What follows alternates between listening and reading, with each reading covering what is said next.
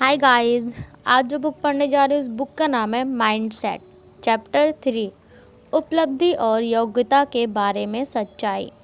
Thomas Edison को जितनी हो सके उतनी गहराई से देखने की कोशिश करें।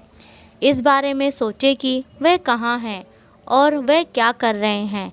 क्या वह अकेला है? मैंने लोगों से पूछा और उन्होंने हमेशा इस तरह की बातें कहीं।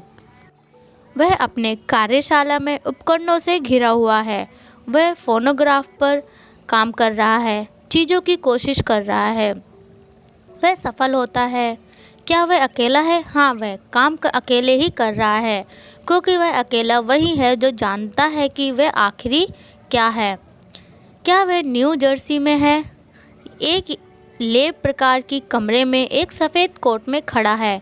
वह एक प्रकाश बल्ब पर काम कर रहा है। अचानक वह यह काम करता है। क्या वह अकेला है? हाँ, वह एक तरह का एक योग्य लड़का है जो अपने दम पर टिंकर करना पसंद करता है। सच में रिकॉर्ड काफ़ी अलग व्यक्ति को दिखाता है जो काफ़ी अलग तरीके से काम करता है।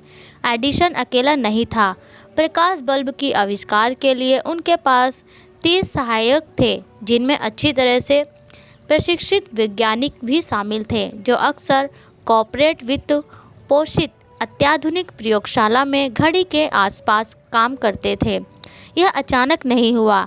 लाइट बल्ब उस एकत्र क्षण के लिए प्रतीक बन गया जब शानदार समाधान हमला करता है, लेकिन आविष्कार का एक भी क्षण नहीं था।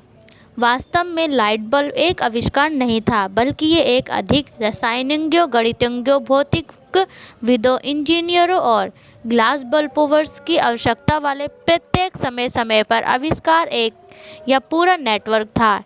एडिसन कोई भोले भाले टिंकर या अनजाने एम्फेड नहीं थे। मेनलो पार्क का एक जादूगर एक समझदार उद्यमी था जो अपने आविष्कारों की व्यावसायिक क्षमता से पूरी तरह से अवगत था। वह ये भी जानता था कि कभी कभी प्रेस को कैसे सहलाना है, कभी कभी दूसरों को किसी चीज़ के आविष्कार के रूप में हराना है, क्योंकि वह जानता था कि खुद को कैसे प्रचारित करना है। हाँ, वह एक प्रतिभाशाली व्यक्ति था, लेकिन वह हमेशा ऐसा व्यक्ति नहीं था जिनके जीवनी लेखन पॉल इज़राइल सभी उपलब्ध चुनौतियों के माध्यम से बहते हुए सोचते हैं कि वह अपने समय पर स्थान के नियमित लड़के थे। यंग टंग को प्रयोगों और यांत्रिक चीज़ों शायद अधिक से अधिक शायद ही कभी के साथ लिया गया था, लेकिन मशीन और तकनीक साधारण मध्य पश्चिमी लड़के के अनुभव का हिस्सा थे। आखिरकार उसे अलग करने के पीछे उसकी मानसिकता और ड्राइव था। उन्होंने कभी भी जिज्ञासु छोड़ छाड़ करने वाले लड़के को नई चुनौती की तलाश में नहीं रोका। लंबे बाद जब अन्य युवकों ने समय पर अपनी भूमिकाएं निभाई तो उन्होंने टेलीग्राफी के बारे में कुछ सीखने के लिए शहर से लेकर शहर तक रेल की सवारी की और नॉन स्टॉप सेल्फ एजुकेशन और आविष्कार के जरिए टेलीग्राफर की सीढ़ी पर काम किया। और बाद में अपनी पत्नियों की निराशा के कारण उनका उपभोग प्रेम, आत्म सुधार और आविष्कार बना रहा, लेकिन केवल अपने क्षेत्र में। क्षमता और उपलब्धि के बारे में कई मिथक हैं, विशेष रूप से अकेले शानदार व्यक्ति के बारे में अचानक आश्चर्यजनक चीज़ें पैदा होती हैं। फिर भी डार्विन की master work the origin of species ने क्षेत्र में टीम वर्क के वर्षों में सहकर्मियों और अकाओं के साथ सड़कों चर्चाएं कई प्रारंभिक ड्राफ्ट और आधे जीवन काल समर्पण से पहले इसे पूरा किया। मोजार्ट ने 10 साल से अधिक समय तक काम किया, जब तक कि उन्होंने आज किसी भी काम का उत्पादन नहीं किया जिसकी हम प्रशंसा करते हैं। इससे पहले उनकी रचनाएं उतनी वास्तविक या दिलचस्प नहीं थीं। दरअसल वह अक्सर अन्य संगीतकारों से मिलाए गए विराम चिन्हों को एक साथ पिरोया जाता था। यह अध्याय उपलब्धि में वास्तविक अवयवों के बारे में है। इस बारे में है कि कुछ लोग क्यों उम्मीद से काम हासिल करते हैं और कुछ लोग क्यों उम्मीद से अधिक हासिल करते हैं। मानसिकता और स्कूल की उपलब्धि। 40 मोजार्ट और डार्विन के खगोलीय क्षेत्र से नीचे आते हैं और ये देखने के लिए धरती पर आते हैं कि वास्तविक जीवन में मानसिकता कैसे उपलब्धि बनाती है। यह मज़ेदार है, लेकिन एक छात्र को विकास की मानसिकता के तहत खिलते हुए देखने से मोज़ार्ट और डार्विन के बारे में सभी कहानियों की तुलना में मुझ पर अधिक प्रभाव पड़ता है। हो सकता है क्योंकि वह आपके और मेरे बारे में अधिक है कि हमारे साथ क्या हुआ है और हम अभी क्यों हैं, और बच्चों की उनकी क्षमता के बारे में। पृथ्वी पर वापस हमने छात्रों की मानसिकता को मापा क्योंकि उन्होंने जूनियर हाई स्कूल में परिवर्तन किया। क्या उनका मानना था कि उनकी बुद्धि और निश्चित विशेषता थी या कुछ वे विकसित कर सकते थे। फिर हमने अगले 2 साल तक उनका पीछा किया। जूनियर हाई में बदलाव कई छात्रों के लिए बहुत बड़ी चुनौती है। काम बहुत कठिन हो जाता है, ग्रेडिंग नीतियाँ कठिन हो जाती हैं और शिक्षक काम व्यक्तिगत हो जाता है। और यह सब तक होता है जब छात्र अपने नए किशोर शरीर और भूमिकाओं का सामना कर रहे होते हैं। ग्रेड पीड़ित है, लेकिन सभी के ग्रेड समान रूप से पीड़ित नहीं हैं। नहीं, हमारे अध्ययन में केवल निश्चित मानसिकता वाले छात्रों में गिरावट दिखी। उन्होंने ग्रेड के तत्काल ड्रॉप ऑफ दिखाया और धीरे धीरे लेकिन निश्चित रूप से 2 वर्षों में बदलकर एक बदकर किया। विकास की मानसिकता वाले छात्रों ने 2 वर्षों में अपने ग्रेड में वृद्धि दिखाई। जब 2 समूहों ने जूनियर हाई में प्रवेश किया था तो उनके पिछले रिकॉर्ड अविच्छेद थे। ग्रेड स्कूल के अधिक सौम्य वातावरण में वे समान ग्रेड और उपलब्धि प्रशिक्षण स्कोर अर्जित करेंगे। जब वे जूनियर हाई की चुनौती से टकराते थे तभी वे अलग होने लगते थे। यहाँ बताया गया है कि किस प्रकार निश्चित मानसिकता वाले छात्रों ने अपने खराब ग्रेड को समझाया। कई लोगों ने अपनी क्षमताओं को बदनाम किया, मैं मूर्ख हूँ या मैं गणित में बेकार हूँ, और कई ने किसी को दोषी ठहराते हुए इन भावनाओं को कवर किया। गणित शिक्षक एक मोटा फूहड़ आदमी है और अंग्रेजी शिक्षक गुलाबी गधे के साथ एक मूर्ख है, क्योंकि शिक्षक दरार पर है। समस्या के ये दिलचस्प विश्लेषण शायद ही भविष्य की सफलता के लिए एक रोड मैप प्रदान करता है। सफलता के खतरे के साथ विकास की मानसिकता वाले छात्रों ने सीखने के लिए अपने संसाधनों को जुटाया। उन्होंने हमें बताया कि वे अब भी कभी कभी अभिभूत महसूस करते हैं, लेकिन उनकी प्रतिक्रिया में खुदाई करने और इसे करने के लिए क्या करना है। वह जॉर्ज डैनजिंग की तरह थे। कौन? जॉर्ज डैनजिंग बर्कले में गणित में स्नातक छात्र थे। एक दिन वे हमेशा की तरह वह अपने गणित वर्ग में देरी से पहुंचे और उसने ब्लैक बोर्ड से 2 होमवर्क समस्याओं को जल्दी से कॉपी में कर लिया। जब वह बाद में उन्हें करने के लिए गया तो उन्हें बहुत मुश्किल पाया और उन्हें खोलने और उन्हें हल करने के लिए कई दिनों की मेहनत लगी। उन्होंने कहा कि होमवर्क की समस्या बिल्कुल नहीं है, वे 2 प्रसिद्ध गणित समस्याएं थी जो कभी हल नहीं हुई। The low effort syndrome. निश्चित मानसिकता वाले हमारे छात्र जो कठिन संक्रमण का सामना कर रहे थे, उन्होंने इसे एक खतरे के रूप में देखा। इसने उनकी खामियों को उजागर करने और उन्हें विजेताओं से हारने की धमकी दी। वास्तव में निश्चित मानसिकता में किशोरावस्था एक बड़ी परीक्षा है। क्या मैं स्मार्ट या मूर्ख हूँ? क्या मैं अच्छा सीखने वाला या बदसूरत हूँ? क्या मैं ठंडा हूँ या नीरव हूँ? क्या वह विजेता हूँ या हारने वाला हूँ? और निश्चित मानसिकता में एक हारे हुए व्यक्ति हमेशा के लिए हैं। यह कोई आश्चर्य नहीं है कि कई किशोर अपने संसाधनों को जुटाने हैं न कि सीखने के लिए, बल्कि अपने अह की रक्षा के लिए।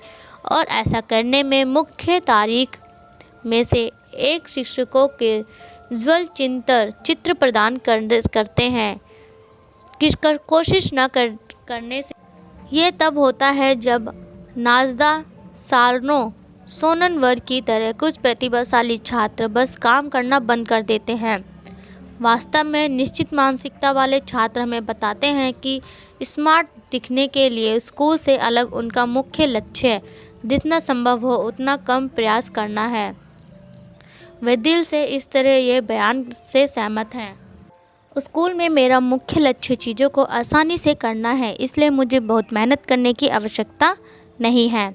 ये कर्म प्रयासों डिंग ड्रॉम सिंग डॉम अक्सर एक ऐसे तरीके के रूप में देखा जाता है जो किशोर वयस्कों से अधिक स्वतंत्रता वाला दावा करते हैं, लेकिन यह भी एक तरीका है जो निश्चित मानसिकता वाले छात्र खुद की रक्षा करते हैं। वह वयस्कों को ये कहते हुए देखते हैं कि अब हमको मापेंगे और देखेंगे कि आपको क्या मिला है, और वे जवाब दे रहे हैं, नहीं तुम नहीं करोगे। महान शिक्षक जॉन होल्ट का कहना है कि वह ऐसे खेल हैं जो सभी मनुष्य तब खेलते हैं जब दूसरे उनके न्याय में बैठे होते हैं। हमारे पास जो सबसे खराब छात्र है जो मैं भी कभी भी सामना किया है, वह कक्षा में बाहर परिपक्व बुद्धिमान और स्कूल में किसी व्यक्ति के रूप में दिलचस्प था। क्या गलत हुआ? कहीं रेखा के साथ उनकी बुद्धिमत्ता, उनकी स्कूल की पढ़ाई छूट गई? विकास मानसिकता वाले छात्रों के लिए कोशिश करना बंद करना का कोई मतलब नहीं है। उनके लिए किशोरावस्था अवसर का एक समय है, नए विषयों की सीखने का, एक ये जानने का समय कि वे क्या पसंद करते हैं और भविष्य में क्या बनना चाहते हैं। बाद में मैं उस परियोजना का वर्णन करूंगी जिसमें हमने जूनियर उच्च छात्रों का विकास मानसिकता सिखाई थी। अब मैं आपको ये बताना चाहती हूँ कि कैसे एक मानसिकता ने उन्हें अपने प्रयासों के बारे में सिखाया। एक दिन हम छात्रों के एक नए समूह के लिए विकास की मानसिकता का परिचय दे रहे थे। सभी एक बार जिमी समूह से सबसे कट्टर रूप से कम प्रयास वाले बच्चों को देखा। उसकी आंखों में आंसू थे और उसने कहा, आपका मतलब यह है कि मुझे मूर्ख नहीं होना है। उसी दिन से हमने काम किया। वह अपना होमवर्क करने के लिए देर तक रुकने लगा, जिससे वह कभी भी परेशान नहीं करता था। उन्होंने जल्दी के कामों में हाथ बटा शुरू कर दिया ताकि उसे प्रतिक्रिया मिल सके और उन्हें संशोधित किया जा सके। अब उसका मानना था कि कड़ी मेहनत करना कुछ ऐसा नहीं है जो आपको कमज़ोर बनाता है, बल्कि कुछ ऐसा है जो आपको अधिक स्मार्ट बनाता है। Finding your brain. मेरे एक करीबी दोस्त ने हाल में ही मुझे कुछ लिखा, एक कविता कहानी जिससे मुझे धीमी और उसके अनकहे प्रयासों की याद दिला दी। मेरे दोस्त की दूसरी कक्षा की अध्यापिका मैसेज वीर ने प्रत्येक छात्र की एक कागज़ का घोड़ा बनवाया और उसे काट कर निकलवाया था। फिर उन्होंने ब्लैक बोर्ड के ऊपर सभी घोड़ों को खड़ा कर दिया और अपने विकास की मानसिकता का संदेश दिया। आपका घोड़ा केवल आपके मस्तिष्क जितना तेज है। हर बार जब आप कुछ देखते हैं तो आपका घोड़ा आगे बढ़ जाता है। मेरा दोस्त दिमाग वाली बात के बारे में इतना निश्चित नहीं था। उसके पिता ने हमेशा उसे कहा था, तुम्हारे अपने भले के लिए बहुत मुँह और बहुत कम दिमाग है। उसके अलावा उसका घोड़ा सिर्फ शुरुआती गेट पर बैठा लगता था, जबकि हर किसी का मस्तिष्क सीखने के पीछे में शामिल हो गया था, विशेष रूप में से क्लास जीनियस हैंग और बिली के दिमाग, जिनके घोड़े हर किसी के आगे कूदते थे। लेकिन मेरा दोस्त उस पर कायम रहा। अपने कौशल में सुधार करने के लिए वह अपनी माँ के साथ कॉमिक्स पढ़ता रहा, और जब वह अपनी दादी के साथ जिन रश्मि खेलता था तो वह अंक जोड़ता रहता था। बेशक सीखना वास्तव में एक दौड़ नहीं होना चाहिए, लेकिन इस दौड़ ने मेरे दोस्त को उसके मस्तिष्क की खोज करने और उसे स्कूली शिक्षा तक जोड़ने में मदद की। The college.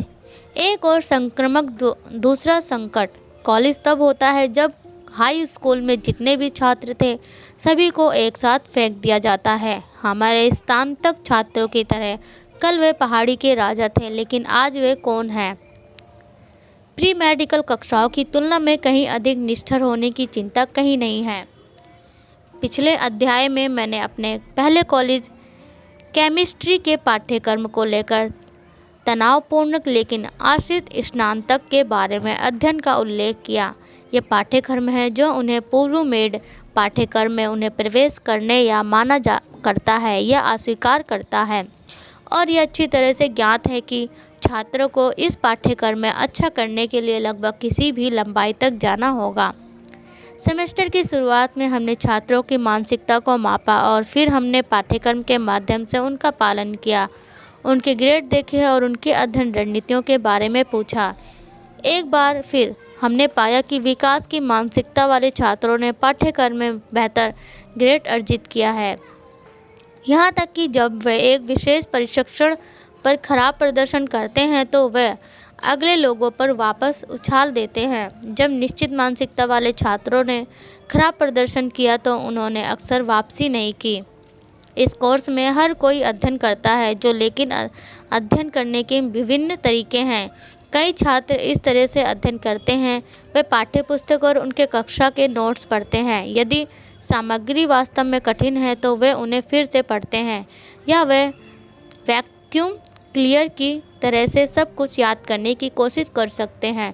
इसी तरह से मानसिकता वाले छात्रों ने पढ़ाई की। यदि उन्होंने प्रशिक्षण में खराब प्रदर्शन किया तो उन्होंने निष्कर्ष निकाला कि रसायन विज्ञान उनका भविष्य नहीं है। आखिरकार मैंने सब कुछ संभव किया, क्या मैंने नहीं किया? इससे दूर वह यह जानकर चौंक जाएंगे कि विकास की मानसिकता वाले छात्र क्या करते हैं।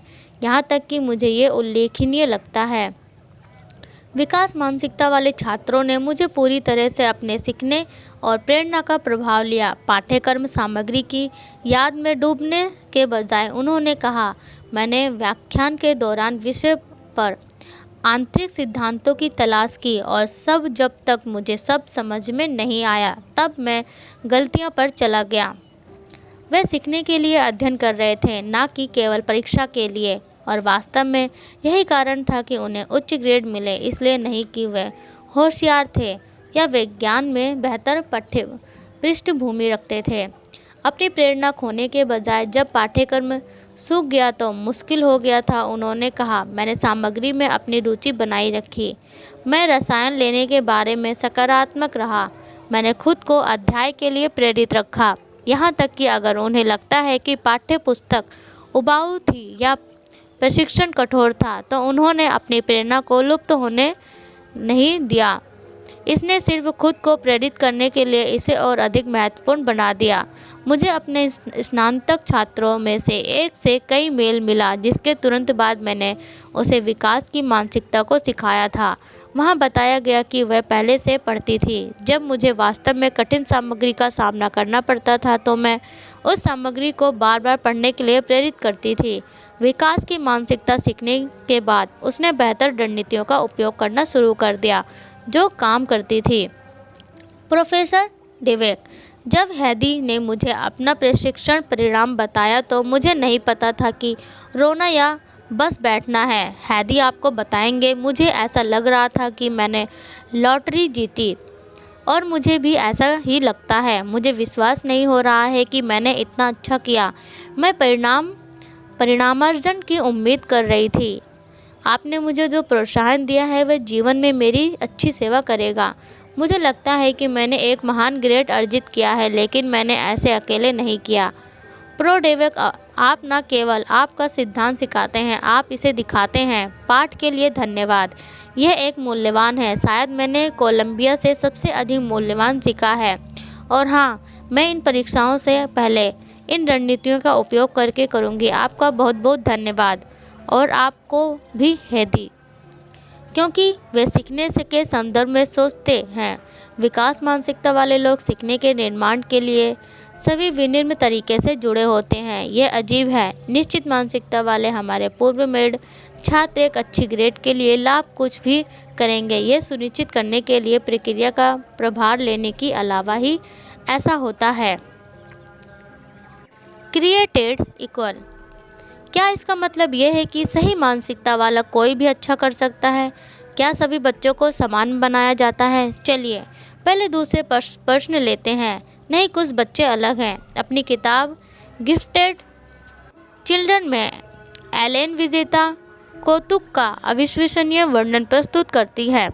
ये वे बच्चे हैं जो ऊंची क्षमता और जुनूनी रुचियों के साथ पैदा होते हैं, जो उन रुचियों के साथ अथक खोज के माध्यम से आश्चर्यजनक रूप से संपन्न हो जाते हैं। माइकल सबसे अधिक असामयिक में से एक था। उन्होंने लगातार अक्षरों और संख्याओं के साथ खेल खेले हैं। उनके माता पिता ने अक्षरों और संख्याओं के बारे में अंतहीन सवालों के जवाब दिए और अविश्वसनीय रूप से कम उम्र में गणित वाला पढ़ा और गणित किया। माइकल की माँ की रिपोर्ट है कि 4 महीने की उम्र में उन्होंने कहा, माँ, पिताजी रात के खाने के लिए क्या क्या है। 10 महीने में उन्होंने सुपरमार्केट में संकेतों के शब्दों को पढ़कर लोगों को चकित कर दिया। हर कोई मान रहा था कि उसकी माँ किसी तरह की वेंट्रिलिज्म की बात कर रही हैं। उनकी माता की रिपोर्ट है कि 3 साल की उम्र में वे न केवल बीजगणित कर रही थे बल्कि बीजगणितीय नियमों की खोज करना और उन्हें साबित करना था। प्रत्येक दिन जब उनके माँ पिता काम से घर आते थे, माइकल उन्हें गणित की किताबों की ओर खींचते थे और कहते थे, पिताजी चलो काम करते हैं। माइकल ने एक विशेष क्षमता के साथ शुरुआत की होगी, लेकिन मेरे लिए सबसे उत्कृष्ट विशेषता उनके सीखने और चुनौती का चरम प्यार है। उनके माता पिता उसे उसकी मांग की गणित विधियों से दूर नहीं कर सकते थे। हर कौतुक विजेता वर्णन के लिए भी यही सच है। ज़्यादातर लोग मानते हैं कि ऊपर की क्षमता है, फिर भी ये क्या खिलाती है जो निरंतर अंतर्हीन जिज्ञासा और चुनौती मांग रही है। यह क्षमता या मानसिकता है। यह एक मोजार्ट की संगीत क्षमता थी। यह इस तरह की उसने तब तक काम किया जब तक उसने विकृत नहीं किए हों। क्या वह ड्राइविंग की वैज्ञानिक क्षमता या तथ्य है जो उन्होंने बचपन से ही नॉनस्टॉप एकत्र कर लिया। निर्माण यह नहीं, हम सभी के हित हैं जो क्षमताओं में खेल सकते हैं। एक बच्चे के रूप में वे लोग विशेषकर वयस्कों पर मोहित हो गई। मैंने सोचा, उन्हें क्या न्यूनतम मूल्यांश बनाता है। वास्तव में कुछ साल पहले मेरे एक चचेरे भाई ने मुझे एक एपिसोड की याद दिलाई। जब हम 5 साल के थे, हम अपनी दादी के घर पर थे और सब अपनी कैंडी खा सकता था। तब उसकी माँ के साथ उसकी बड़ी लड़ाई हुई थी। बाद में हम अपने सामने के कदमों पर बाहर बैठे थे और मैंने उसे कहा, इतना मूर्ख मत बनो। वयस्कों को लगता है कि वे आवेश में हैं, बस हाँ कहो और फिर जब आप चाहो तब अपनी कैंडी खाएं। क्या वे एक नवोदित मनोवैज्ञानिक के शब्द थे? मुझे पता है कि मेरे चचेरे भाई ने मुझे बताया है कि यह सलाह उसे अच्छी लगी। दिलचस्प है, यह एक दंत चिकित्सक बन गया। क्या हर कोई अच्छा कर सकता है? अब वापस पहले प्रश्न पर, क्या हर कोई सही मानसिकता के साथ महान चीज़ों के लिए सक्षम है?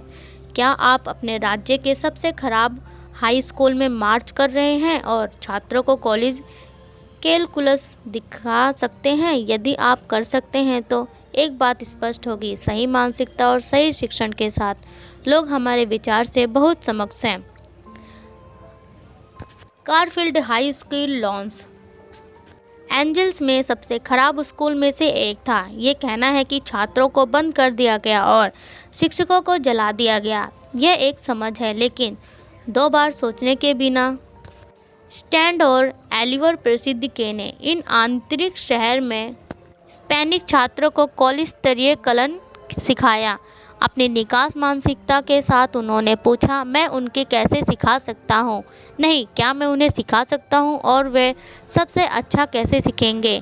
नहीं, क्या वे सीख सकते हैं? लेकिन न केवल उन्हें कैलकुलस सिखाई, वह उन्हें गणित में राष्ट्रीय चार्ट के शीर्ष पर ले गए।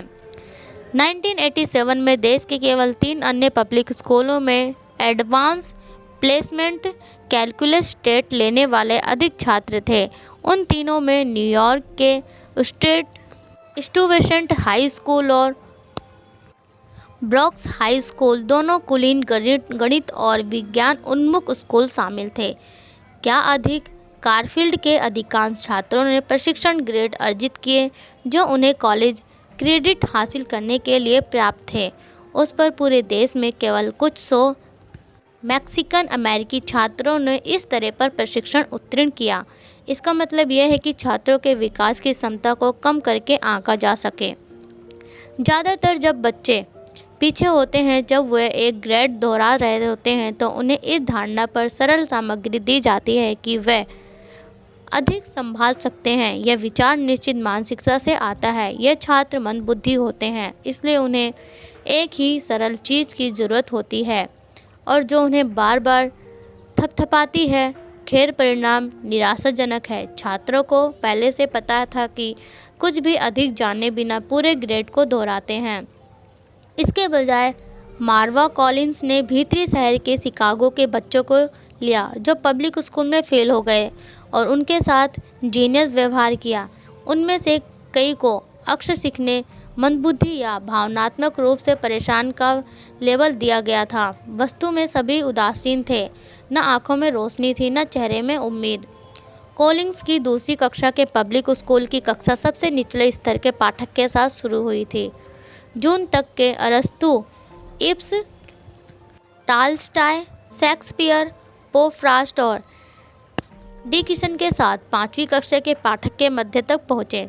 बाद में जब उन्होंने अपना खुद का स्कूल शुरू किया तो शिकागो सन टाइम्स के संपादक से स्मिथ ने उन्हें छोड़ दिया। उन्होंने 4 साल के बच्चों को चिकित्सक देखे और ईसप ने दंतकथाएं लिखी और डिप्थांग और डायक्रिटिकल मार्क्स के साथ में बात करते हुए देखा। उन्होंने शेक्सपियर, लॉन्गफेलो और किपलिंग से आने वाले मार्क के दूसरे ग्रैंडसन का अवलोकन किया। कुछ समय पहले उन्होंने एक अमीर उपनगरीय हाई स्कूल का दौरा किया था जहां कई छात्रों ने शेक्सपियर के साथ बारे में कभी नहीं सुना था। सूट कॉलिंस के छात्रों में से ने एक कहा, आपका मतलब यह है कि उन अमीर हाई स्कूल के बच्चों को नहीं पता कि शेक्सपियर का जन्म 1564 में हुआ था और 1666 में उनकी मृत्यु हो गई थी। गर्मियों में भी छात्र भारी मात्रा में पढ़ते थे। एक छात्र जो 6 साल के मंदबुद्धि के रूप में प्रवेश कर चुका था, अब 4 साल बाद गर्मियों में 23 किताबें पढ़ चुका था, जिसमें ए टेल ऑफ टू सिटीज़ और सेंट आइरे शामिल थे। छात्र गहराई से एक सोच समझकर पढ़ते थे, जैसा कि 3 और 4 साल के बच्चे डेडलस और इकारस के बारे में पढ़ रहे थे। एक 4 साल के बच्चे ने कहा, श्रीमती कॉलिंस, अगर हम नहीं देखते हैं और कड़ी मेहनत करते हैं तो हम कहीं न कहीं एक करियन उड़ान भरेंगे। मैकबेथ की गर्म चर्चा आम थी। अल्फ्रेड मिनेट का मानना था कि आप किसी के दिमाग की गुणवत्ता को बदल सकते हैं। स्पष्ट रूप से आप कर सकते हैं, चाहे आप इन बच्चों को उनके ज्ञान की चौड़ाई से मापें या मानकीकृत परीक्षणों को उनके प्रदर्शन से उनके दिमाग को बदल दिया गया। प्रख्यात शिक्षित शोधकर्ता बेंजामिन ब्लूम ने 1920 उत्कृष्ट उपलब्धि हासिल करने और अध्ययन किया। वह संगीतज्ञ, पियानो वादक, मूर्तिकार, ओलंपिक तैराक, वर्ल्ड क्लास टेनिस खिलाड़ी, गणितज्ञ और अनुसंधान न्यूरोलॉजिस्ट थे। अधिकांश बच्चों के रूप में उल्लेखनीय नहीं थे और बनाया में प्रशिक्षण शुरू होने से पहले स्पष्ट प्रतिभा नहीं दिखाई थे। किशोरावस्था में भी आप आमतौर पर अपनी वर्तमान क्षमताओं से अपने भविष्य उपलब्धि का अनुमान नहीं लगा सकते हैं। केवल उनके निरंतर प्रेरणा और प्रतिबद्ध समर्थन के अपने नेटवर्क के साथ उन्हें शिक्षित कर ले गए। ब्लूम का निष्कर्ष है, संयुक्त राज्य अमेरिका के साथ साथ विदेश में स्कूली शिक्षा पर 40 वर्षों की गहन शोध के बाद मेरा प्रमुख निष्कर्ष है, दुनिया का कोई भी व्यक्ति सीख सकता है। लगभग सभी व्यक्ति सीख सकते हैं यदि उपयुक्त मूर्ख पूर्व और वर्तमान के साथ प्रदान किया गया सीखने की शर्तें। यह उन 2 से 3% बच्चों की गिनती नहीं कर रहे हैं जिन पर गंभीर बिगड़े हैं, और वे दूसरे चरम पर शिक्षक से 1 से 2% बच्चों की गिनती नहीं कर रहा, जिनमें माइकल जैसे बच्चे शामिल हैं। वह हर किसी की गिनती कर रहा है।